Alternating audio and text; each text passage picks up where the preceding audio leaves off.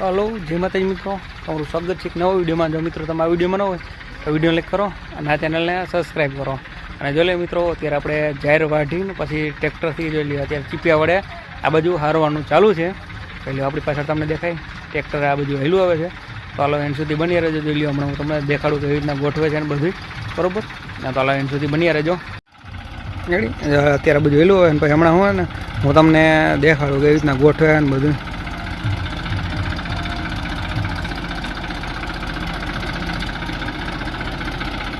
મોઈલા villa અડતા રહ્યા.